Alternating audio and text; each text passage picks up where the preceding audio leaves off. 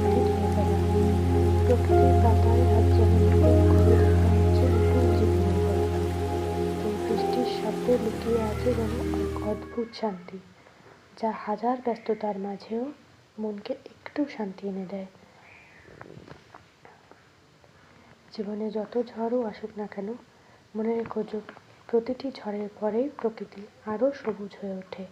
ঠিক তেমনই কঠিন সময়ের পর আমাদের জীবনে আসে এক নতুন আশার আলো।